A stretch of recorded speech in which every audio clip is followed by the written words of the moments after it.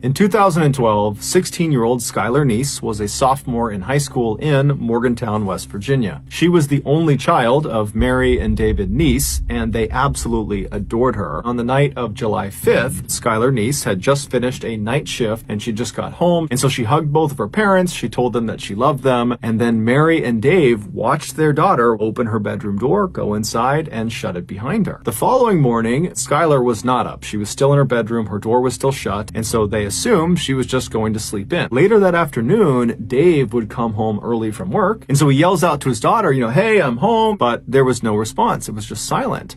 And so he walked down the first floor hallway towards his daughter's bedroom, and he saw the door was still shut. And so he's thinking, I'm going to knock on the door and see if she's okay. And so he knocks on the door, but there was no answer. He yelled out a few more times, and when there was no response, no answer, no sound, he opened the door up, and when he looked inside, Skylar was not in there. Now, Dave was thinking to himself, I don't think my daughter told me that she would be gone today. And so he just pulled his phone out and he called his daughter, but she didn't pick up. So he called his wife, Mary, and Mary's at work, and Mary picks up, and Dave asks her, hey, have you seen Skylar, or do you know where she is right now? And she would say, no, I don't know where she is. Maybe she's out with one of her friends. He wound up calling one of Skylar's very closest friends. Her name was Sheila, and she had known Skylar since they were in second grade. Sheila would say, I did talk to her last night, but, there was nothing unusual about our interaction. After Dave hung up the phone with Sheila, he kind of stopped and just looked around his daughter's bedroom and thought, maybe there's some clue in here about where she's gone. When he walked around her bed and was looking inside of her closet,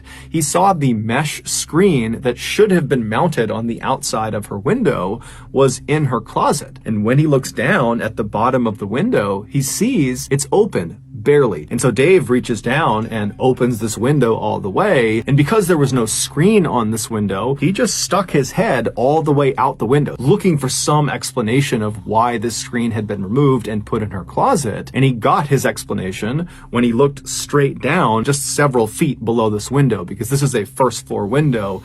There was a bench, and the bench clearly had been moved there recently. For Dave, even though he had never heard of his daughter sneaking out of the house before, he's looking around thinking, okay, the evidence in her room and now outside of her room really indicates that that is exactly what she must have done. Dave was very concerned. However, he's thinking maybe there's a better explanation, and so he calls his wife, and they decide, this is concerning, but let's just give her a couple of hours to turn back up again. I'm sure she's fine. And then at 4 p.m. that evening, Wendy's, the restaurant where Skylar worked, called Dave and said, hey, have you seen Skylar? She was supposed to work today and she didn't show up. Dave and Mary knew something had to be wrong, and so Dave called the police. After Dave got off the phone, he and his wife began kind of frantically figuring out what they should do. And so they're having this really difficult and stressful conversation when Mary's phone rings, and it's Sheila. And so Mary immediately answers it, hoping for some good news about her daughter. But Sheila asks Mary right away, hey, has Skylar come home yet?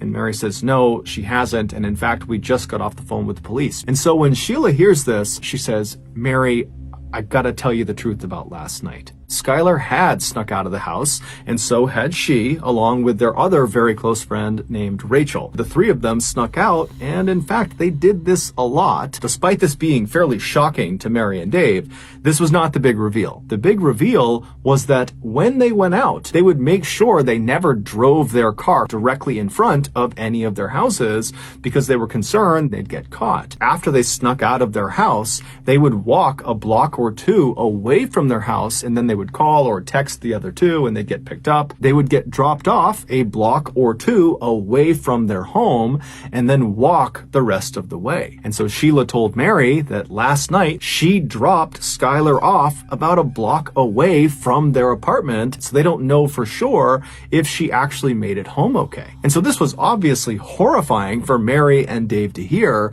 because it totally opened the door for their daughter to have been abducted. And so after Mary got off the phone with Sheila, she called the police and she updated them about what Sheila had told her. And then Mary and Dave met up with Sheila and Sheila's mother and began searching the immediate area around their apartment. Nobody saw anything. Nobody knew anything. There was no sign of Skylar. Mary remembers there is a security camera on the outside of their apartment building that is looking down at the road. And so right away, the four of them literally run back to the apartment building. They go inside. They find the security manager. They explain the situation. And sure enough, he pulls up the footage from the night before, and the footage they see doesn't make sense. Sheila had dropped Skylar off on that corner, kind of out of view of the camera, at around midnight. But at 12:30, you see this unknown kind of generic looking car pull up right in front of the apartment complex. And then Skylar comes running across the lawn, goes right up to the car, opens the back door, hops in the back seat, shuts it, and the car drives off. Over the next couple of days, the police analyzed this footage, but the footage was so grainy,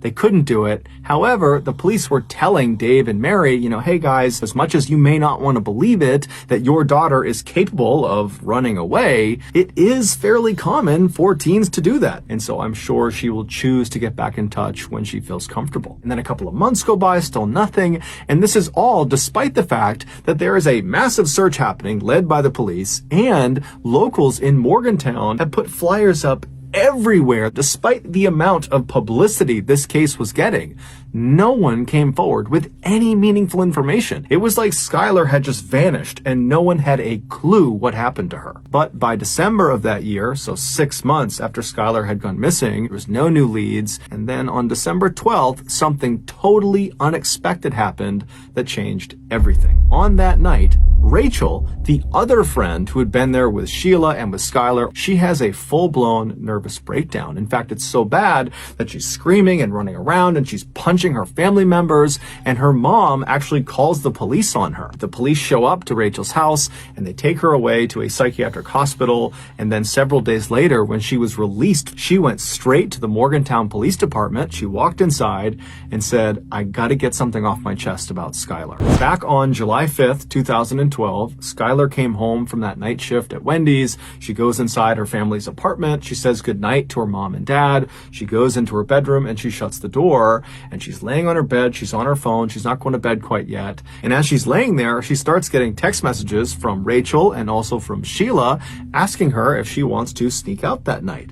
Now, Skylar didn't want to. She was mad at her two friends. According to some of her other friends, there had been tension in their group. It seemed like Sheila and Rachel were getting very, very close and kind of pushing Skylar away, and Skylar was starting to pick up on it. And so it seemed like her way of standing up to them and kind of telling them that she was upset was to turn down their offer. But over the next couple of hours, Skylar would eventually say, okay, fine, I'll come with you guys. Just before 12:30 a.m., Skylar gets off of her bed. She walks over to her window, she lifts it up, and she pulls the screen off, crawls out and lowers herself down onto the grass below, and then she walks over and grabs the bench and slides it over and puts it right underneath her window, and then she stands on the bench and reaches up and pulls the window down so there's just a little crack left so she can get back inside. And then she just waited by the side of the apartment looking out towards the road, and right after 12:30, this car, the unknown car on the surveillance camera, pulls right in front of the apartment building, and Skylar runs over to it, opens up the back right door, and climbs inside. This unknown car was Sheila's car. Sheila was driving,